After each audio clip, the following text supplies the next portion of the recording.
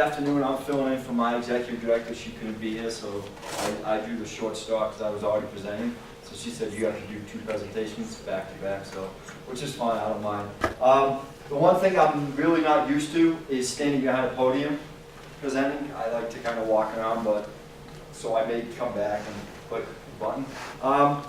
First and foremost, and I say this in every one of my presentations, because inevitably someone will raise their hand at some point and ask the question, where are you from? Has anybody ever seen the movie The Perfect Storm? Mm-hmm. Okay, that's my hometown. That's where I grew up, north of Boston, so that's where the accent comes from. So, and inevitably somebody always asks that question. You know, where are you from? Where's the accent from? So, and just as a side note, Boston is now the city of champions as the Red Sox have won another World Series, third time in 10 years. So I'm a very happy individual these days. And my kids think the Red Sox every time get in the World Series they win. So they don't get it. So disgruntled Cardinal fan or Yankee fan, which is even worse. So I'm going to talk about validating your credit for OER and where you can transfer it to, because that's the biggest question that's going on around today, this conference, and then the OERU conference that I was at last week, is you get OER, you take an OER course, and then what do you do for credit? 2 sessions ago I presented with Saylor on our partnership of taking a Saylor OER and then coming to Excelsior College to take an exam to get credit. So it's kind of piggybacking on what we talked about earlier, but going into a little bit more detail. So these are kind of some of the things we're going to talk about: validating learning, prior learning assessment, independent learning, the actual assessment, what's the benefits of a PLA, what you can do as an institution to help this process, and then questions and maybe some answers, maybe not, but if you do have a question that I cannot answer, I will just jot it down, get your email, and I will make sure that you get an answer right away. So validating learning. Students may learn from many sources, and today in environment, it's on-the-job training. You learn as you go. So corporate and military training, work experience or civic activity, courses from non-collegiate sources, independent study, what we talked about all week, open education resources, and massive open online courses, which is a MOOC. So you can learn from so many sources that are out there these days. Prior learning assessment, we've talked about this extensively. Rory made a great presentation on it earlier.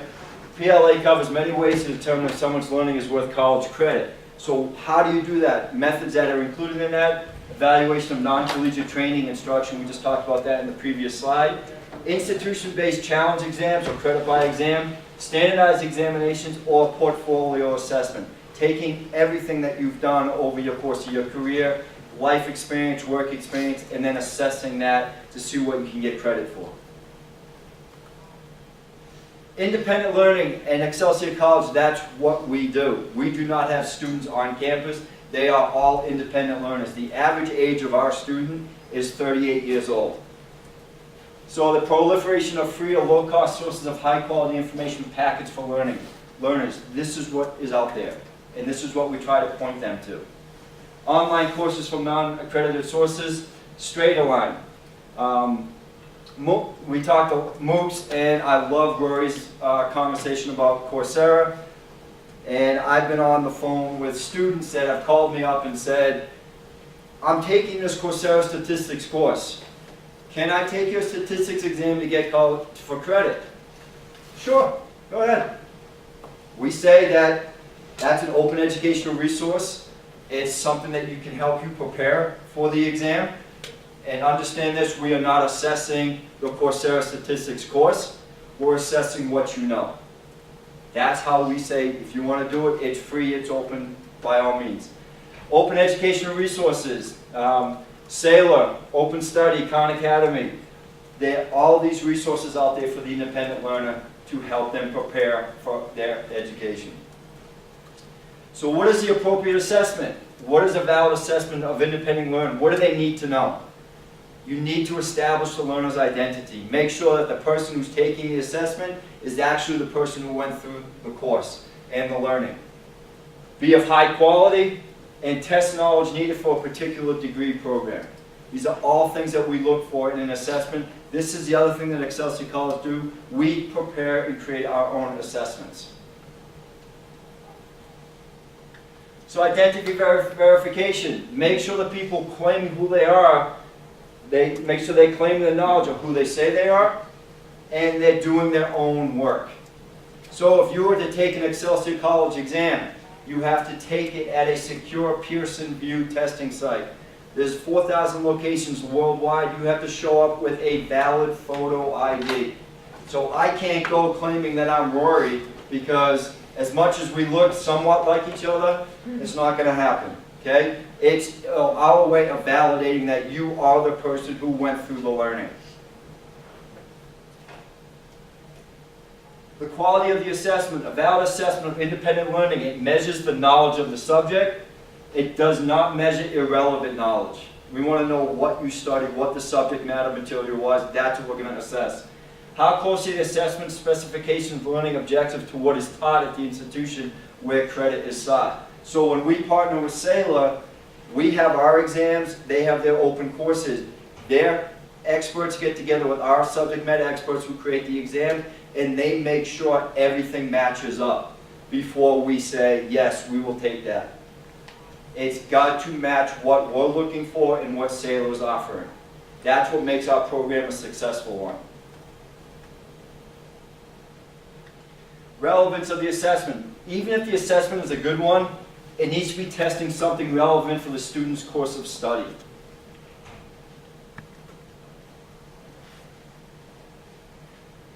PLA, what's the benefits of prior learning assessment? It addresses cost challenges associated with traditional degree programs. The cost of a college education is skyrocketing every year.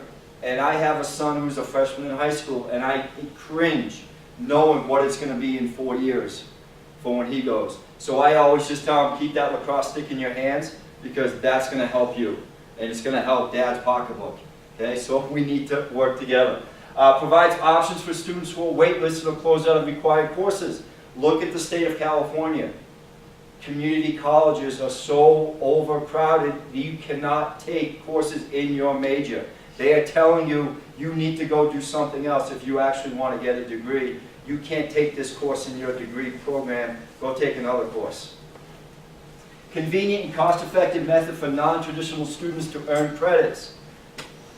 Someone, again, 38 years old is the average age of an Excelsior College student.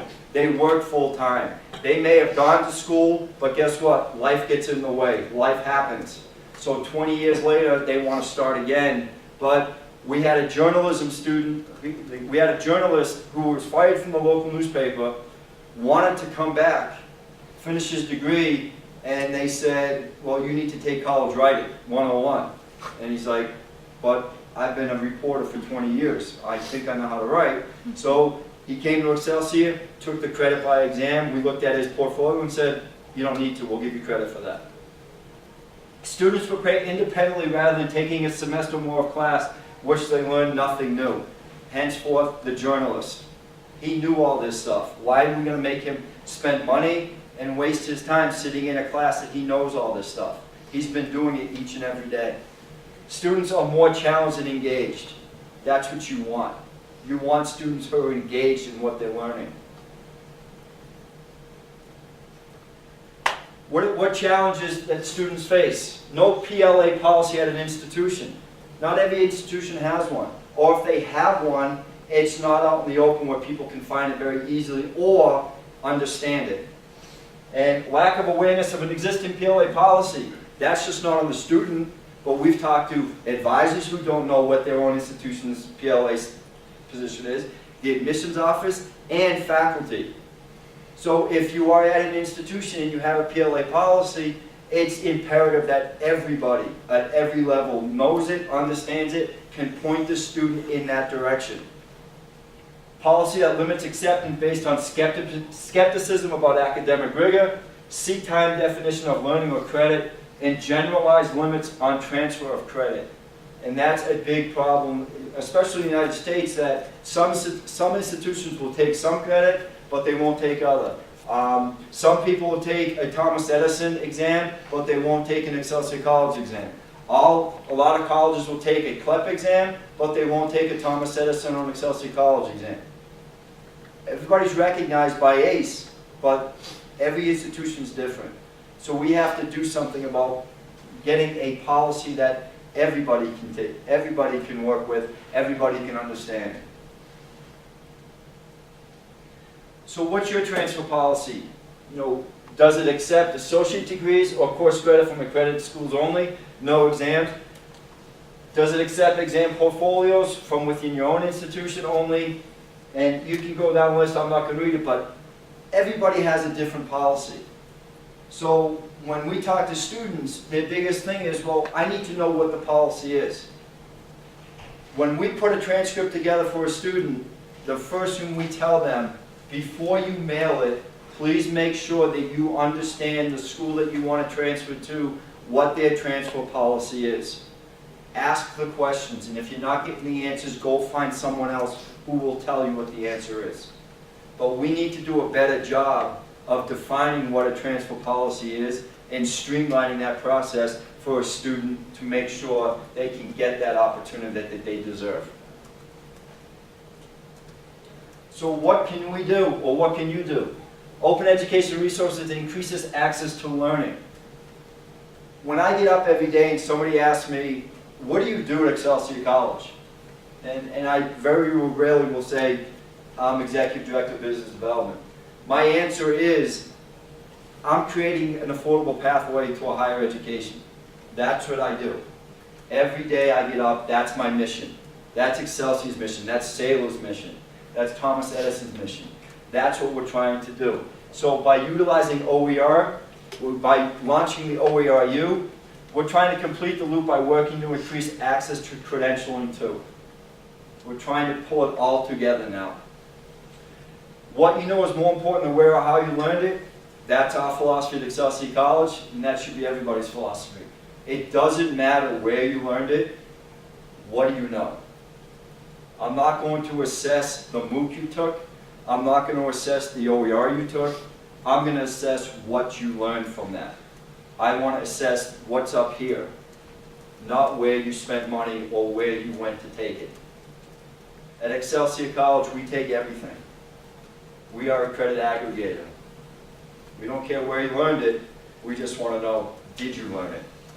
What did you learn?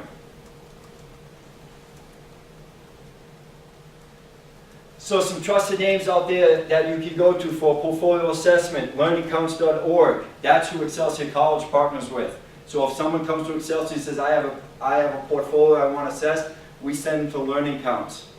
They do the assessment and they send it to us and they said, this is what we recommend. Large-scale exam programs, AP, mainly for high school, CLEP, Dante's, which is predominantly the military, Excelsior College exams, which is all of our nursing exams at Excelsior College, UXL, and then there's also Thomas Edison, the TCEP program, TCEP exams. And then you have the Saylor. Saylor has 3 or 4 free courses they have their own exams for that you can get college credit for. So those are some of the trusted names when you're looking to say, how do you test the knowledge that someone learned? This is how you can do it.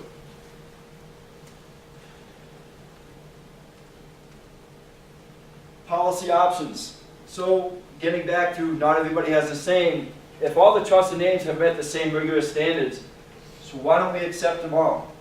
Why don't we have a level playing field? If everybody has gone through ACE recommendation or NCCRS, and so why would you accept one and not the other?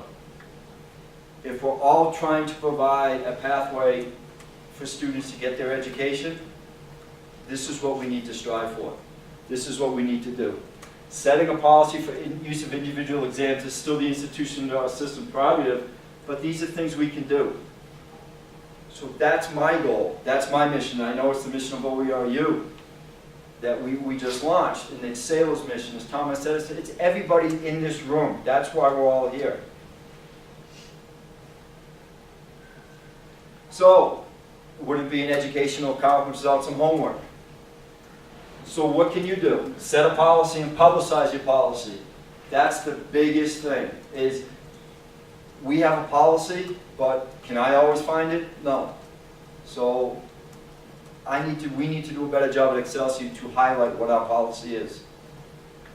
Keep in mind that your goal is to make it easier for your students to complete without sacrificing the integrity of your institution. We understand that. But let's all, when we leave here today, set a goal that we all want to be working and creating that pathway to affordable higher education. That's why we all came to Park City, to do that, to set out on that journey. Questions, comments, applause? Again, with full disclosure, this was not my presentation. My executive director, Mika Hoffman, she submitted this, and she probably does a much better job than I do of presenting this stuff. But I just wanted to say that I really appreciate the opportunity that Open Ed has given me. Last year was my first one, and then this is just exciting. Every time we start talking about this, you just get more and more passionate about what we're trying to improve, what we're trying to achieve here. So, like I said, I will try to answer questions. If I do not have your answer, just come up to me after, give me your email address, and I'll be more than happy to make sure that somebody at Excelsior College gets you the answer that you deserve. I think your approach is great. And yeah, so I know that like some universities have opt-out tests where, they, at my institution at BYU, they have it for language. But like I love the idea with the portfolio and with writing, and just that your focus is broad, that it's not just, one area. But I have a brother that he is doing really well in business, and he would be so much more motivated, like what you're saying, if he were,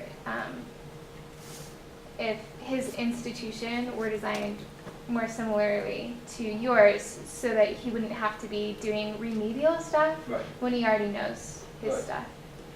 Yeah, so that's that's what we're trying to do. It's like the journalist.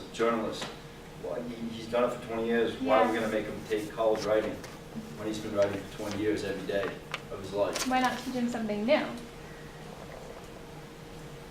How far does it go with like Excelsior options by exam? Like, could you take only exam credit like up to an associate's?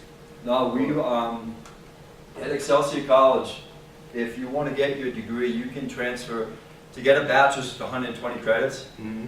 You can transfer in 116. Okay. You just have to take a capstone and an informational literacy course. So you can transfer in 116 credits. And like I said, we take credits from CLEP, Dante's, TCEP, other courses, because we're trying to make that path that much easier for a student. Is there like a level, is there like a pedagogical level where like taking an exam is like not sufficient? Is that like a discussion you guys have? Like, is there some courses or some things where it's like you shouldn't be able to, like the classroom experience is like valuable, or? I'm going to answer this question in the way that this is my job. For sure. You should be able to take an exam for anything. Right. The thing with Excelsior College is we're the world's largest online nursing college. And up until last year, all of our nursing courses were exam-based. So if you can become a nurse by taking all exams, you can take any course, as far as I'm concerned. Yeah. But then, on the flip side, if you go to our School of Liberal Arts and you ask our dean, he would say, why do you have exams anyways? You should take all courses. So there's a fine line that I have to walk in promoting Excelsior College. But I see the viewpoint for both. And it really depends on the student, because not every student's going to be a great exam taker, and I'll be the first to admit that I couldn't stand taking exams, so I probably wouldn't have been a good test case for that. But as far as I'm concerned, any course that's out there you can take an exam. Yes, Devin? And just, I guess, to respond to that, not all of what you accept is strictly exams. There are pilot assessment portfolios, and like that's something that Tom said is specialized in as well, where maybe from the student standpoint or the institution standpoint, it needs to be more of a written narrative to show what you learned. But that's something that you can also do, and there's will have affordable options for assessing that. So it might not just be an exam, but something that can maybe be handed out to schools based on the fact that there's a lot of body of work that goes into it. Yes. Right, even, I think, like even for collaborative work, you know, if you've been working, because I do, well, as instructional designers, some people go the route of, you know, just working and learning on hand, and some people go educationally. And while I do really believe that you learn a lot, and so I would say, this is really interesting. In some cases, I think,